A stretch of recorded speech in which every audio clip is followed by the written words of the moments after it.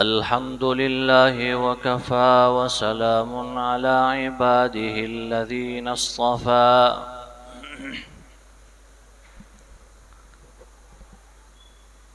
خصوصا على سيد الرسل وخاتم الأنبياء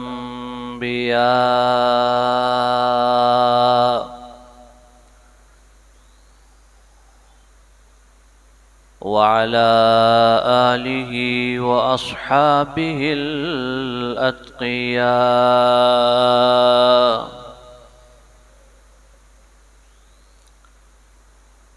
الذين هم خلاصة العرب العرباء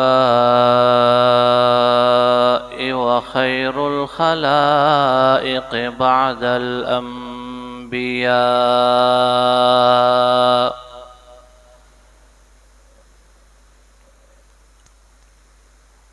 أما بعد فأعوذ بالله من الشيطان الرجيم. بسم الله الرحمن الرحيم.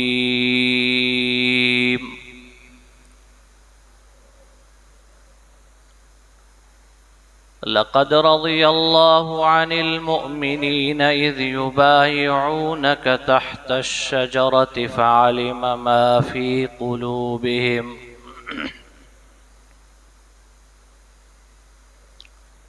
فأنزل السكينة عليهم وأثابهم فتحا قريبا.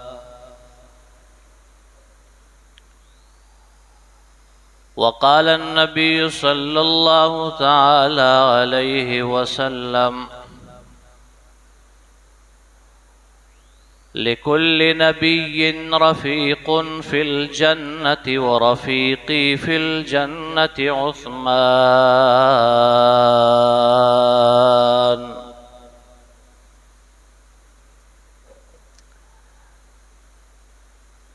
سبحانك لا علم لنا إلا ما علمتنا إنك أنت العليم الحكيم.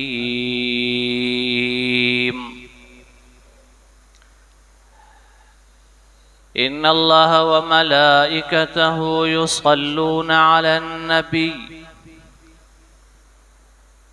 يا أيها الذين آمنوا صلوا عليه وسلموا تسليما. اللهم صل على محمد وعلى آل محمد كما صليت على إبراهيم وعلى آل إبراهيم إنك حميد مجيد. اللهم بارك على محمد وعلى آل محمد كما باركت على إبراهيم وعلى آل إبراهيم إنك حميد مجيد.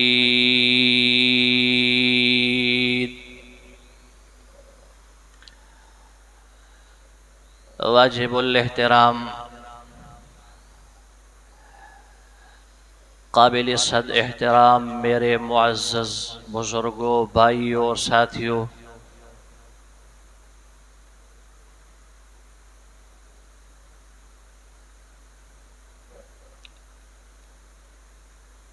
پچیس ذی الحجہ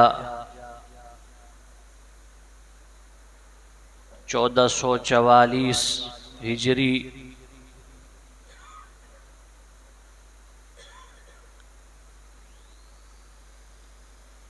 اسلامی سال کا آخری مہینہ اور اس کا آخری عشرہ چل رہا ہے۔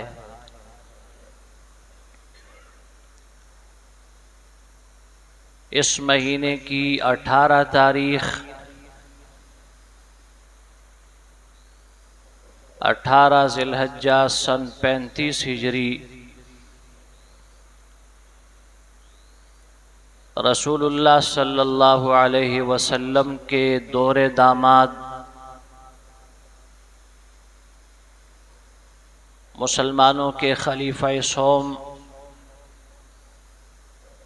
हज़रत उस्मान गनी रज़ी अल्लाह ताला अन्हु की शहादत का अजीम वाक़या रूनमा हुआ।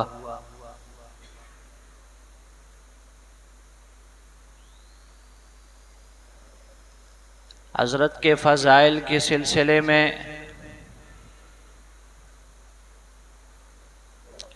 ख़तीब साहब ने मुझे फ़रमाया कि फ़ज़ाइल मैंने बयान कर दिए हैं हज़रत के।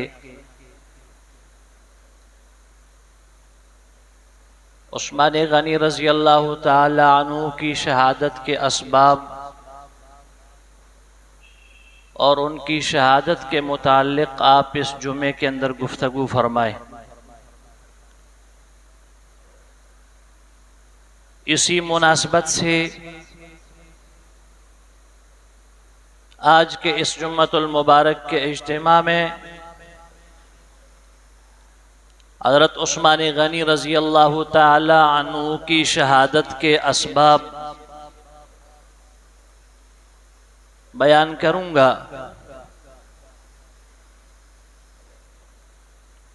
पाकिस्तान के एक बहुत बड़े आलिम दीन और सबसे बड़े तालीमी बोर्ड वफाकुल मदारिस अल अरबिया पाकिस्तान के मौजूदा सदर मुफ्ती तकी उस्मानी साहब दामत फ़यूज़ुहुमुल आलिया की एक किताब है तराशे। उसमें अब्दुल्ला इब्ने अब्बास रज़ी अल्लाह ताला अन्हु की सनद से आपने एक रिवायत जिक्र की है कि अब्दुल्ला इब्ने अब्बास रज़ी अल्लाह ताला अन्हु से किसी ने सवाल किया कि हज़रत इमामुल अंबिया सल्लल्लाहु अलैहि वसल्लम की जो अंगूठी थी उसके ऊपर मोहम्मद रसूलुल्लाह ये लिखा हुआ था। आप सल्लल्लाहु अलैहि वसल्लम जब ख़त इरसाल फरमाया करते थे तो बतौर मोहर के उस अंगूठी को इस्तेमाल किया करते थे। अबू बकर सिद्दीक रज़ी अल्लाह ताला अन्हु के पास जो अंगूठी थी उस पे लिखा हुआ था अलैहिस्सलाहु बिकाफिन अब्दा, कि अल्लाह अपने बंदे के लिए काफ़ी है। फारूक आज़म रज़ी अल्लाह ताला अन्हु के पास अंगूठी थी, उस पे लिखा हुआ था कि उमर तेरी नसीहत के लिए मौत काफ़ी है। अब्दुल्ला इब्ने अब्बास रज़ी अल्लाह ताला अन्हु से सवाल करने वाले ने पूछा कि हज़रत उस्मान गनी रज़ी अल्लाह ताला अन्हु की अंगूठी पे क्या लिखा हुआ था? तो आपने फरमाया कि हज़रत उस्मान रज़ी अल्लाह ताला अन्हु ने अपने अंगूठी पर सिद्क़े दिल से एक दुआ तहरीर फरमाई थी, अल्लाहुम्मा अह्यिनी सईदा व अमितनी शहीदा। अल्लाह मुझे जिंदगी सआदत की अता फरमा और मौत शहादत की।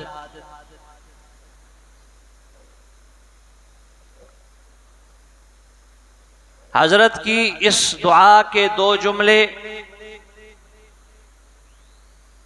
कि आपने फरमाया कि ए अल्लाह मुझे जिंदगी दे तो सआदत की, मौत दे तो शहादत की।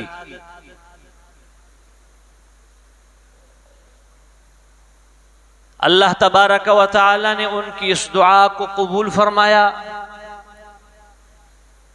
जिंदगी अल्लाह ने उनको सआदत की दी और मौत उनको अल्लाह ने शहादत की अता फरमाई। कैसे अल्लाह ने उनको सआदत की जिंदगी दी? दुनिया में चंद चीजें हैं, चंद बातें हैं जिनको दुनिया के लोग खुश नसीबी, खुशबख्ती और सआदतमंदी समझते हैं।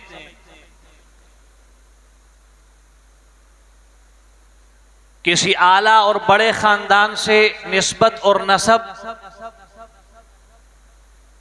दुनिया इसको सआदत मंदी की अलामत समझती है कि फलान शख्स बड़े ऊंचे खानदान से ताल्लुक रखता है।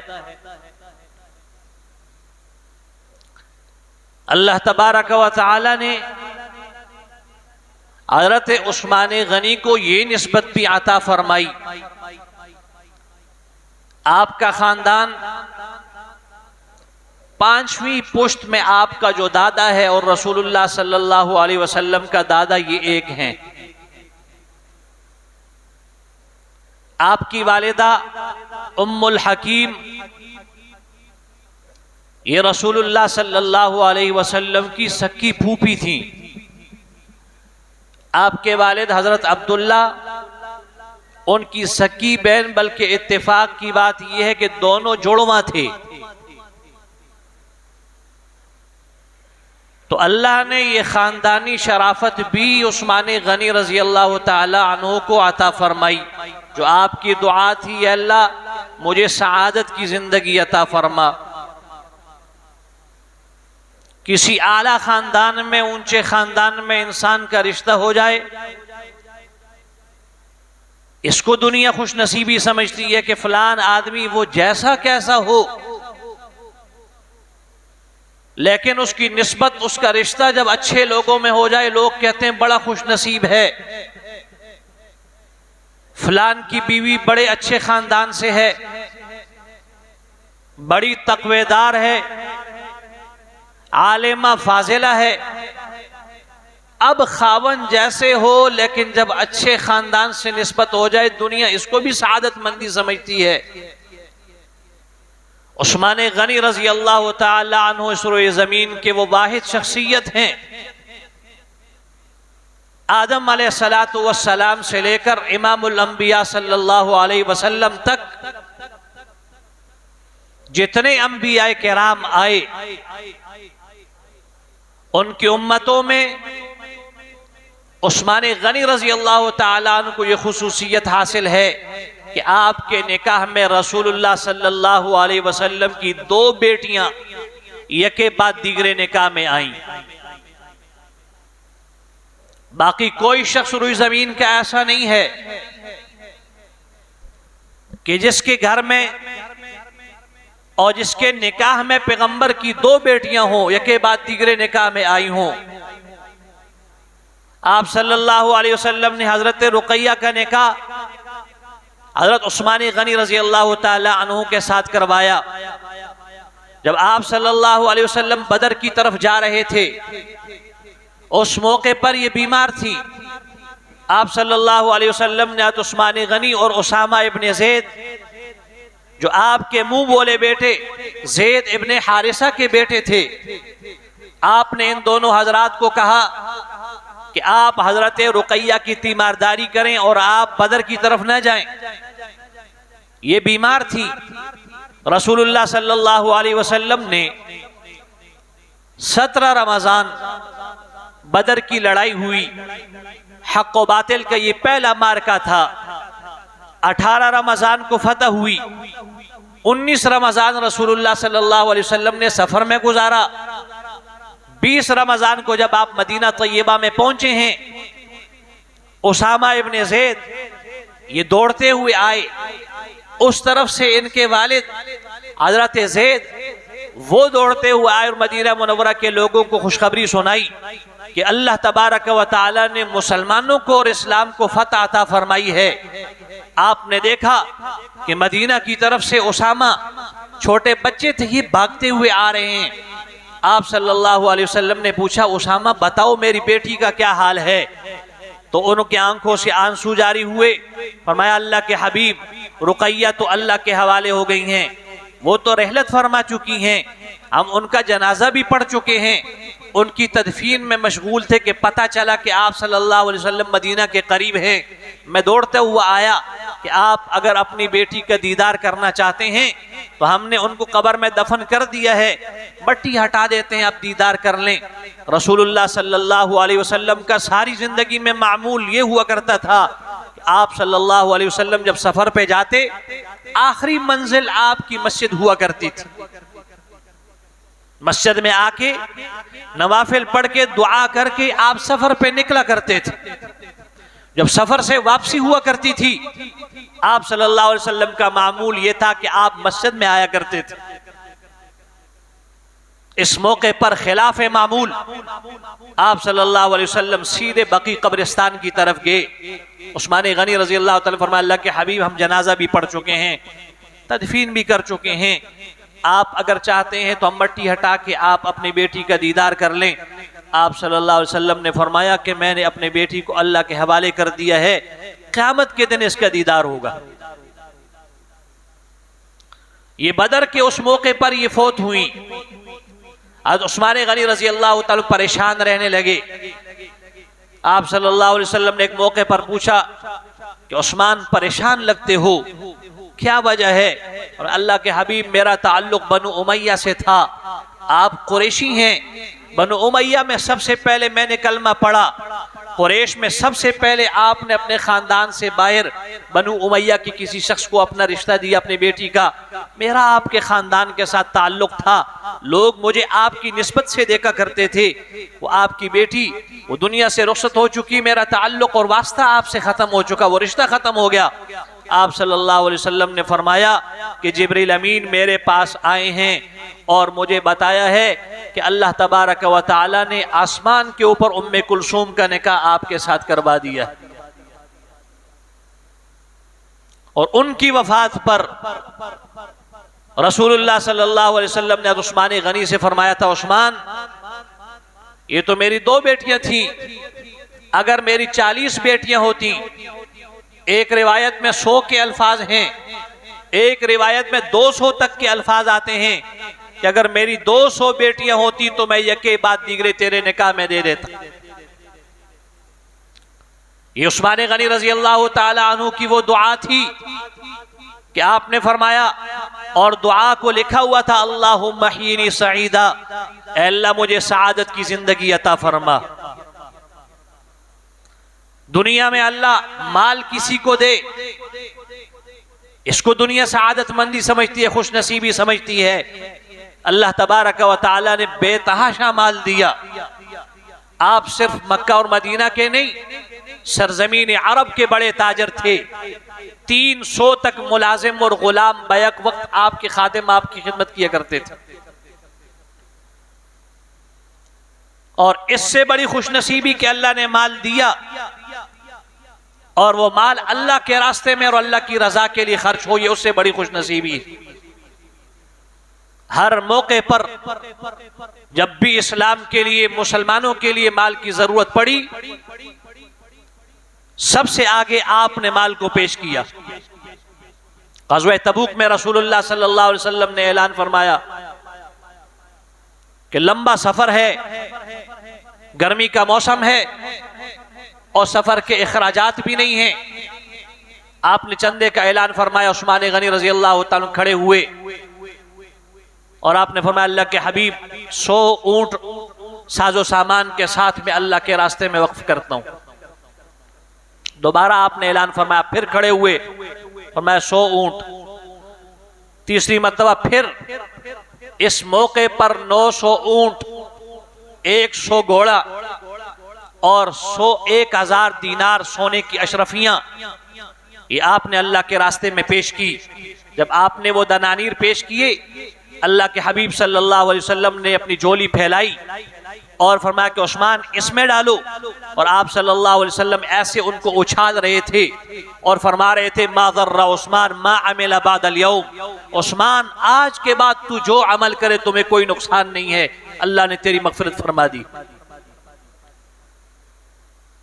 मस्जिद नबवी की तौसी की जरूरत हुई, आपने ऐलान फरमाया। उस्मान गनी खड़े हुए, फरमाया, अल्लाह के हबीब मैं ये जमीन खरीदता हूँ, वक्फ करता हूँ। अपने दौरे खिलाफत में 2 मरतबा मस्जिद नबवी की तौसी और तामीर फरमाई। सारा माल, सारा सरमाया अपनी जेब से खर्च किया। मदीना मुनव्वरा में मीठे पानी की किल्लत थी, पानी की जरूरत पड़ी। आप सल्लल्लाहु अलैहि वसल्लम ने ऐलान फरमाया। उस्मान गनी रजी अल्लाह तआला खड़े हुए, 20,000 दीनार में वो कुआं खरीद के उसको वक़फ कर दिया। अल्लाह ने माल दिया, सआदतमंदी है। इससे बड़ी खुशनसीबी और सआदतमंदी है कि वो अल्लाह की रजा के लिए आपने उसको खर्च किया। अबू बकर सिद्दीक रजी अल्लाह तआला के ज़माने खिलाफत में कहत पड़ा, लोगों ने देखा कि शाम से काफिला आ रहा है, हजार ऊंट हैं सामान से लदे हुए।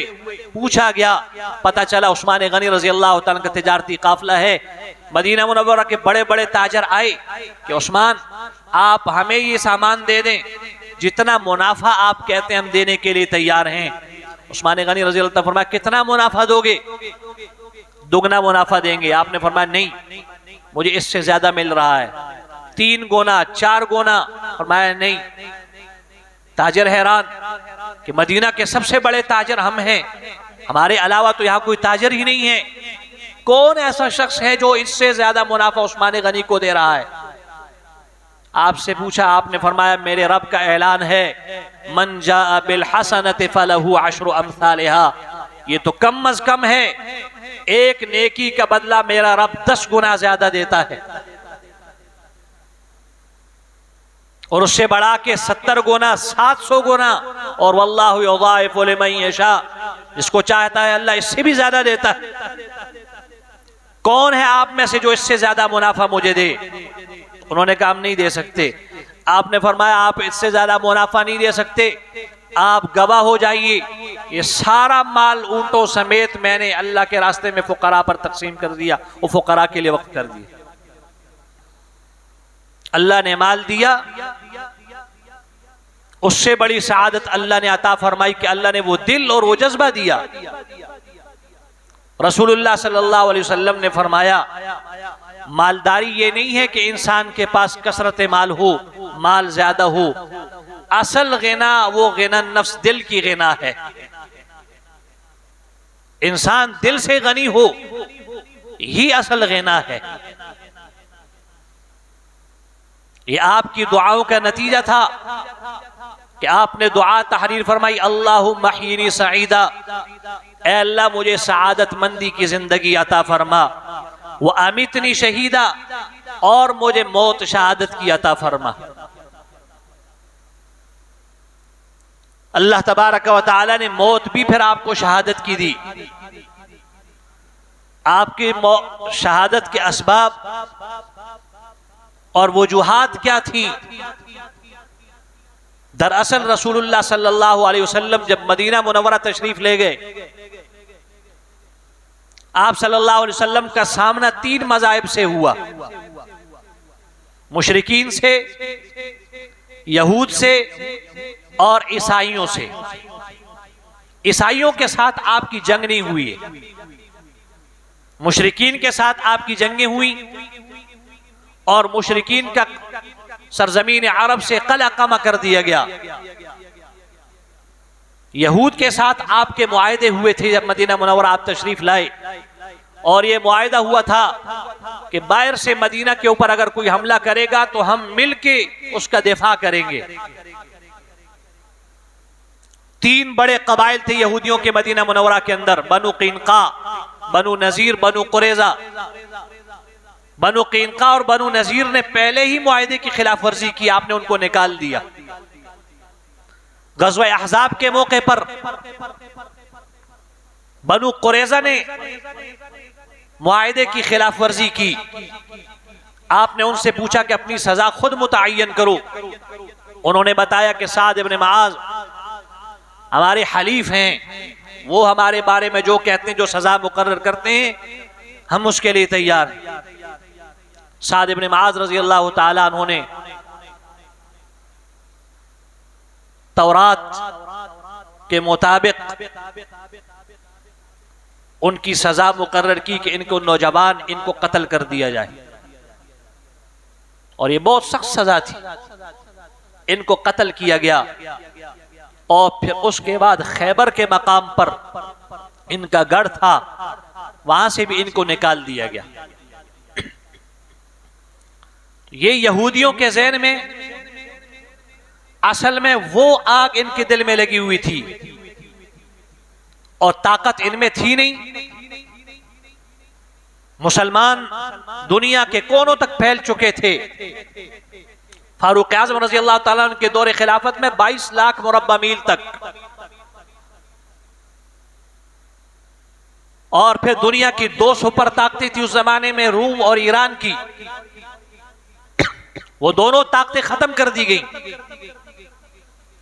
अब यहूद समझते थे कि ताकत के जरिए से मुसलमानों को नहीं दबाया जा सकता, और ताकत के जरिए से, फौज के जरिए से मुसलमानों का मुकाबला मुमकिन नहीं है, कोई अंदरूनी कोई साजिश की जाए। और इसके लिए उन्होंने एक लंबे जमाने तक का इंतजार किया, और इंतजार हज़रत उस्मान गनी रजी अल्लाह ताला का ताल्लुक बनु उमैया के साथ था, और जमाना जाहिलियत में बनु हाशिम और बनु उमैया की आपस में बड़ी चपकलिश और दुश्मनी थी। अब एक शख्स उठा, अब्दुल्ला इब्न सबा, उसने बज़ाहिर कलमा पढ़ा और आकर हालात का जायजा लिया, किस अंदाज से मुसलमानों के अंदर इंतशार और इफ्तिराक फैलाया जाए। वो आया, कलमा पढ़ा उसने, और उसको ये लालच थी कि उस्मान गनी रजी अल्लाह ताला को उसको किसी इलाके का गवर्नर बनाएंगे। आप समझ गए, आपने उसको रुखसत किया, भेज दिया मदीना से, शाम चला गया। वहां पर इसने हज़रत उस्मान गनी रजी अल्लाह ताला के खिलाफ आवाज उठाना शुरू की। पहली बात इसने ये रखी कि उस्मान गनी रजी अल्लाह ताला का ताल्लुक बनु उमैया के साथ है, खिलाफत का हक बनु हाशिम को है। ये बात इसने पहले क्यों नहीं की? अबू बकर सिद्दीक का ताल्लुक भी तो बनु हाशिम से नहीं था, बनु तीम से था। फारूक आजम का ताल्लुक बनु आदी से था। वहां पर इसने ये आवाज नहीं उठाई। यहां पर इसने आवाज इसलिए उठाई कि बनु उमैया और बनु हाशिम की जमाने जाहिलियत में आपस में दुश्मनी थी। ये नारा इसने बुलंद किया कि खिलाफत ये बनु उमैया का हक नहीं है, बनु हाशिम का हक है। और इससे पहले भी जो खलीफा थे अबू बकर सिद्दीक, वो भी गासिब थे, उमर भी गासिब थे। खिलाफत का असल हक ये बनु हाशिम को है। और साथ दूसरे नंबर पर यह दावा कर दिया कि अली नऊज़ु बिल्लाह खुदा है। था तो ये यहूदी, इसे तो सिर्फ इस्लाम में इंतशार पैदा करने के लिए कलमा पड़ा था। ये नारा बुलंद किया हजरत अली खुदा है नऊज़ु बिल्लाह। और तीसरे नंबर पर हज़रत उस्मान गनी के आमिलीन और गवर्नरों को बदनाम करना शुरू किया। आपके ऊपर इल्जाम लगाया अकरवा परवरी का कि जितने गवर्नर हैं ये इनके अपने रिश्तेदार हैं और ये माल गनीमत में खयानत कर रहे हैं, ये कर रहे हैं, वो कर रहे हैं। ऐसी बातें शुरू की और उसके लिए तकनीक ये इख्तियार की कि शाम में बैठकर बसरा कूफा के जो गवर्नर हैं उनके खिलाफ ज़हन साजी शुरू की। अगर शाम के अंदर शाम के गवर्नर के खिलाफ बात करते हैं तो लोगों को तो नजर आ रहा है कि ये बात खिलाफ वाक़े है। शाम में बैठकर शाम के गवर्नर की तारीफ करते हैं कि जी हमारा गवर्नर बड़ा अच्छा है, कूफा का गवर्नर ठीक नहीं है, बसरा का ठीक नहीं है, और उस्मान गनी रजी अल्लाह ताला ठीक नहीं है। कूफा में बैठकर बसरा और शाम के गवर्नरों और मिस्र के गवर्नर के खिलाफ, मिस्र में बैठकर कूफा और शाम के गवर्नरों के खिलाफ ऐसी फिजा पैदा कर रहे हैं। अब मवासलात का दौर तो था नहीं कि वहां से फोन किया जाता कि जी ऐसे हालात, यहाँ लोग कह रहे हैं कि जी कूफा के हालात ठीक नहीं है, वहां का गवर्नर ठीक नहीं है, ये शाम का गवर्नर ऐसा है, मिस्र का गवर्नर ऐसा है। वहां तो उस जमाने में तो एक खत अगर भेजा जाता तो महीने खतों पे लग जाया करते थे। उस्मान गनी रजी अल्लाह ताला के खिलाफ भी ये आवाजें शुरू की। सहाबा किराम तो दुनिया से सन 35 हिजरी है ये। अक्सर लोगों की जो इस्लाम लाए थे नए लोग थे, उनके ज़हन में उस्मान गनी रजी अल्लाह ताला के खिलाफ भी ये बातें पैदा की। और फिर हज के मौसम का इंतखाब करके 750 बलवाइयों को लेकर ये लोग मदीना मुनव्वरा आए। इनको पता था कि सहाबा जो मदीना में हैं भी वो हज के लिए गए होंगे, और ऐसे मौके पर आकर ये मदीना में फैल गए। जुमे का दिन था, उस्मान गनी रजी अल्लाह ताला अन्हु मिंबर के ऊपर खुतबा देने के लिए खड़े हुए। ये मस्जिद में मुतफर्रिक ऐसे बैठे हुए थे। एक उठा, शोर शराबा किया, हम आपका खुतबा नहीं सुनते। दूसरा उठा, तीसरा उठा। एक बदबख्त आया और उसने आपके हाथ से आसा लेकर उसको घुटने पे रख के ऐसे उसको तोड़ दिया। आपकी चीख निकल गई। आपने फरमाया ये वो मुबारक आसा थी कि रसूलुल्लाह सल्लल्लाहु अलैहि वसल्लम जब खुतबा दिया करते थे तो उसको अपने हाथ में लिया करते थे। फिर अबू बकर सिद्दीक के पास आई, और फिर उमर फारूक के पास, और फिर मेरे पास ये आसा आई। आप मुझे कत्ल कर देते लेकिन इस आसा को न तोड़ते, ये रसूलुल्लाह की निशानी थी।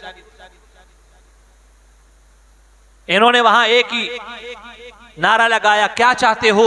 उस्मान गनी रजी अल्लाह ताला अन्हु से फरमाया कि खिलाफत छोड़ दें। हजरत अली, हजरत जुबैर, हजरत तलहा मौजूद थे मदीना में। आए फरमाया अमीरुल मोमिनीन आप हमें इजाजत दें, फौजी ताकत भी आपके पास है, अवामी ताकत भी आपके पास है। खुलाफाए राशिदीन में सबसे वसी तरीन खिलाफत इनकी थी, 44 लाख मुरब्बा मील। कुरान करीम में जुल्करनैन की हुकूमत को और उसकी सल्तनत को अजीम सल्तनत करार दिया है। जुल्करनैन की उस सल्तनत से दुगनी से भी ज्यादा उस्मान गनी रज़ी अल्लाह ताला की सल्तनत। फरमाया आप हमें इजाजत दें, मिनटों सेकंडों में हम इनको खत्म कर देते हैं। आपने फरमाया मैं नहीं चाहता कि मेरी वजह से किसी मुसलमान का खून बहे और मेरी वजह से मदीना मुनव्वरा के तकद्दुस पैमाल हो, मैं ही नहीं चाहता। मैं ये नहीं करते शाम चले जाएं, अमीर मुआविया रजी अल्लाह ताला अन्हु फौज उनके पास बड़ी ताकतवर फौज है, ये लोग वहां नहीं जा सकते। आपने फरमाया नहीं, वल्लाहि ला अतरुकु दार रसूलिल्लाह, मैं अल्लाह के हबीब का कुर्ब और आपके पड़ोस को नहीं छोड़ना चाहता। मुझे मौत आएगी तो यही मदीना मुनव्वरा के अंदर। मैं अच्छा, फिर तीसरी बात यह है कि आप मक्का मुकर्रमा चले जाएं। आपने फरमाया मक्का भी नहीं जाना चाहता। वजह यह है कि जिन लोगों को मदीना मुनव्वरा के हरम और तकद्दुस का ख्याल नहीं है, ये लोग हरम मक्की के तकद्दुस के ख्याल भी नहीं रखेंगे और सब पे अल्लाह का अजाब आएगा। मैं नहीं चाहता कि मैं मदीना से निकल के हरम की तरफ और मक्का मुकर्रमा की तरफ जाऊं। उनका एक ही मुतालबा था, आप खिलाफत को छोड़ दें। आपने फरमाया नहीं, अल्लाह के हबीब ने मुझे फरमाया था उस्मान आपके दौरे खिलाफत में एक वक्त आएगा, इन्नल्लाह मुकम्मिसुका कमीसन फ़इन अरादल मुनाफिकून बिखलइही फला तखला। उस्मान अल्लाह तुम्हें खिलाफत की कमीज पहनाएगा, कुछ मुनाफिक वो कमीज उतारने की कोशिश करेंगे, तुमने वो कमीज नहीं उतारनी, लिहाजा मैं खिलाफत छोड़ने के लिए तैयार नहीं हूं। और फिर वही हुआ, चूंकि आपकी तरफ से इजाजत नहीं थी। अलबत्ता सहाबा किराम ने हजरत अली रजी अल्लाह, हजरत हसन, हजरत हुसैन को आपके पैरे के लिए खड़ा किया, हजरत तलहा ने अपने बेटे को खड़ा किया, हजरत जुबैर ने अपने बेटे को खड़ा किया कि आपके घर में ये बलवाई दाखिल ना हो जाए और आपको शहीद ना करें। ये लोग पीछे की तरफ से आए। 18 ज़िलहज्जा सन 35 हिजरी जुमे का दिन था। आपने ख्वाब देखा कि रसूलुल्लाह सल्लल्लाहु अलैहि वसल्लम ने फरमाया कि उस्मान अगर तुम कहते हो तो मैं दुआ करता हूँ, ये जो बदमाश हैं अल्लाह इनके खिलाफ तुम्हें फतह और गलबा अता फरमाएंगे, और अगर चाहते हो तो मेरे पास आ जाओ। ख्वाब के अंदर उस्मान गनी रजी अल्लाह ताला फरमाया अल्लाह के हबीब बूढ़ा हो चुका हूँ, 80 साल मेरी उम्र है और मेरी सल्तनत वसी हो चुकी है, अब मेरे जिस्म कमजोर है, खिलाफत और हुकूमत संभालना मेरे लिए मुश्किल है, मैं आपके पास आना इस बात को पसंद करता हूँ। फजर की नमाज आपने पढ़ी, उसके बाद कुरान करीम की तिलावत कर रहे थे, फिर थोड़ा सा आपने आराम किया, फिर ख्वाब देखा, दूसरा ख्वाब। अल्लाह के हबीब ने फरमाया कि उस्मान रोजे की नियत तुमने कर ली है, इफ्तारी का इंतजाम हमारे पास है, आज इफ्तारी हमारे पास करनी। ये ख्वाब देखा, उठे, अपने बीवी हज़रत नाइला से फरमाया कि मैंने सारी जिंदगी रसूलुल्लाह की सुन्नत ये थी कि आप चादर पहना करते थे, लेकिन मैंने हया वाली जिंदगी गुजारी है। मैं चाहता हूं कि मेरी शहादत अगर हो जाए तो मेरा सतर न खुले। मैंने अपने लिए पाजामा और शलवार बनाई हुई है, वो मुझे ला के दो ताकि मैं वो पहनूं। और फिर कुरान करीम की तिलावत आप कर रहे थे, उससे पहले आपने खिताब की एक लंबा, चूंकि वक्त कलील है उस तरफ नहीं जाना चाहता, आपने उसके बाद ये लोग जब बलवाई, 3 लोग आपके घर में दाखिल हुए, सौदान बिन हमरान, बिशर इब्न किनाना, अमर इब्न हुमुक। पहला शख्स जो था बिशर इब्न किनाना, उसने आपके सर के ऊपर लोहे की सलाख से वार किया। आप गिरे, 80 साल की उम्र हो आदमी की, ज़ौफ और कमजोरी थी, आप गिरे और आपने दुआ पढ़ी, बिस्मिल्लाह तवक्कलतु अलल्लाह। फिर उसके बाद दूसरा शख्स आया, सौदान बिन हमरान, आपके सीने पे चढ़ा और तलवार और नेज़े के साथ 9 जख्म उसने आपके जिस्म पे लगाए। उसके बाद अमर इब्न हुमुक आया और उसने आपके चेहरे के ऊपर थप्पड़ मारा और तलवार उसके पास से उसने जूं ही वार किया, आपकी बीवी हजरत नाइला ने हाथ आगे किया, उनकी 3 उंगलियां कट गईं। उस मौके पर उस्मान गनी रजी अल्लाह तआला अन्हु दुआ दी, यबसल्लाहु यदक व अअमा बसरक वला यगफिरु लक ज़ंबक। अल्लाह तबारक व तआला तुझे नाबीना कर दे, अल्लाह तेरे हाथों को शल कर दे और अल्लाह तेरी मगफिरत न फरमाए। फिर तारीख ने देखा कि अल्लाह तबारक व तआला ने इन लोगों को दुनिया में इबरत का निशान बनाया। शाम की मस्जिद में नमाज हुई, नमाज के बाद देखा 2 आदमी हैं, बिशर इब्न किनाना और साथ दूसरा अमर इब्न हुमुक। टांगे उनकी मफलूज हैं, हाथ उनके मफलूज हैं और लेटे हुए रेत के अंदर शदीद गर्मी में पानी पानी कर रहे, पानी मांग रहे, कोई उनको पानी देने के लिए तैयार नहीं है। पूछा गया कौन है, बताया गया कि वो बदबख्त हैं जिन्होंने उस्मान गनी को शहीद किया था। ख्वाबों की ताबीर के इमाम मोहम्मद इब्न सीरीन फरमाते हैं, मैं काबे का तवाफ कर रहा था, मैंने देखा कि एक शख्स दुआ कर रहा है, अल्लाहुम्मा अग़फिर ली ज़ंबी, ए अल्लाह मेरे गुनाहों को माफ फरमा, वला अज़ुन्नु अन तग़फिर ली, लेकिन मेरा गुमान और यकीन है कि आप मेरी मग़फ़िरत नहीं फरमाएंगे। हज़रत फरमाते कि मैंने देखा कि कैसा आदमी है कि दुआ कर रहा है और अल्लाह की रहमत से इतना ना उम्मीद है कि मुझे यकीन है कि मेरी मग़फ़िरत नहीं होगी। ये कौन शख्स है? उससे पूछा, उसने कहा मैं वो बदबख्त शख्स हूँ जिसने उस्मान गनी रज़ी अल्लाह तआला अन्हु को शहादत के बाद उनके चेहरे पर थप्पड़ मारा था। और फरमाया कि 2 बद्दुआएं उन्होंने जो मुझे दी थी, यबसल्लाहु यदक, अल्लाह तेरे हाथों को शल कर दे, देखो मेरे हाथ काम नहीं करते। दूसरी बद्दुआ आपने दी, अल्लाह तुझे नाबीना कर दे, देखो मेरे आंखों के डीले बाहर निकल आए हैं और मेरी नजर नहीं है, मैं नाबीना हो चुका हूं। 2 बद्दुआएं तो मैंने कबूल होते हुए देख ली हैं, मुझे यकीन है कि तीसरी बद्दुआ जो उन्होंने फरमाई थी अल्लाह तेरी मग़फ़िरत न फरमाए, वो भी अल्लाह कबूल करेगा। जुमे के दिन सन 35 हिजरी 18 ज़िलहिज्जा को हज़रत उस्मान गनी रज़ी अल्लाह तआला अन्हु की अजीम शहादत हुई और उसके बाद ये तलवार ऐसे नंगी हुई कि अली रज़ी अल्लाह तआला अन्हु के 4.5 साल खिलाफत का ज़माना आपस की खाना जंगी में रहा। इनकी शहादत के बाद कोई खिलाफत के लिए तैयार नहीं था। हज़रत अली रज़ी अल्लाह तआला को मजबूर किया गया। आपने जब खिलाफत को कबूल किया, उधर शाम से अमीर मुआविया रज़ी अल्लाह तआला फरमाया कि हम आपको खलीफा मानते हैं, लेकिन तब बैत करेंगे कि आप उस्मान गनी रज़ी अल्लाह तआला के कातिलीन से पहले बदला लेंगे। उधर से अमर इब्न आस रज़ी अल्लाह तआला मिस्र के, उन्होंने कहा हम आपको खलीफा मानते हैं, तब बैत करेंगे कि आप इन कातिलीन को अंजाम तक पहुंचाएंगे। लेकिन हालात ऐसे थे कि आप उन पे हाथ नहीं डाल सकते थे। फिर ये हुआ कि आयशा रज़ी अल्लाह तआला अन्हा आई और आपस में हज़रत अली और आयशा रज़ी अल्लाह तआला की जो जंग हुई, जिसको तारीख में जंग जमल कहा जाता है, 10,000 मुसलमान इसमें शहीद हुए। शाम से अमीर मुआविया आए, यहाँ इनकी आपस में सुलह हो गई। लेकिन ये लोग तो चाहते नहीं थे सुलह हो जाए। इन्हीं बलवाइयों में से किसी ने रात के वक्त हज़रत आयशा सिद्दीक़ा रज़ी अल्लाह ताला के लश्कर पर हमला किया।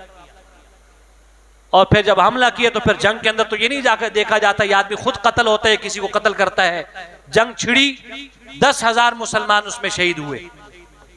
शाम से अमीर मुआविया रज़ी अल्लाह ताला आए लश्कर लेकर, 74,000 मुसलमान इसमें शहीद हुए। आपस की खाना जंगी। और फिर ये हुआ कि इन्होंने फैसला किया, अमर इब्न आस रज़ी अल्लाह ताला ने ये एक दरखास्त पेश की कि आपस में बैठते हैं और कोई हल निकालते हैं। फैसला ये हुआ कि हज़रत अली रज़ी अल्लाह ताला की तरफ से अबू मूसा अशारी होंगे, उस तरफ से अमर इब्न आस होंगे। ये हजरात बैठकर आपस में बातचीत करेंगे ताकि कोई हल निकल आए। उधर दरमियान में खवारिज जो अली रज़ी अल्लाह ताला के धड़े में थे वो खड़े हुए, उन्होंने फतवा लगाया कि हम तो अल्लाह के सिवा किसी का फैसला नहीं मानते। इनिल हुक्मु इल्ला लिल्लाह, हुक्म और फैसला तो सिर्फ अल्लाह का है। अल्लाह के सिवा जो किसी को फैसला बनाता है वो तो सारे काफिर हैं। नऊज़ुबिल्लाह, अली भी काफिर हैं, अबू मूसा भी अशारी भी काफिर हैं, शाम में अमीर मुआविया भी काफिर हैं, हज़रत अमर इब्न आस भी काफिर हैं। एक नया फितना खड़ा हुआ। 4.5 साल हज़रत अली रज़ी अल्लाह ताला की खिलाफत जो थी वो सारी खाना जंगी की रही। और जो अल्लामा इकबाल ने जो कहा था, थमता न था सेले रवा हमारा, ये जो सैलाब था मुसलमानों की फुतूहात का, हज़रत उमर रज़ी अल्लाह ताला के ज़माने में 22 लाख मुरब्बा मील तक, और हज़रत उस्मान गनी रज़ी अल्लाह ताला के पहले खिलाफत के जो 10 साल थे 44 लाख मुरब्बा मील तक रोम और ईरान की सुपर पावर ताकतें जीरो हो गई। उस सेल को, सैलाब को, फुतूहात को ऐसे अंदाज से यहूदियों की इस साजिश से रोका गया और आज भी वो साजिशें इनकी हो रही हैं। अल्लाह तबारक व तआला हमें इन साजिशों को समझने की तौफीक नसीब फरमाए और खुलफाए राशिदीन के नक्शे कदम पर, सहाबा इकराम के नक्शे कदम पर हम सब को चलने की तौफीक नसीब फरमाए। व आखिरु दावाना अनिल हम्दुलिल्लाहि रब्बिल आलमीन।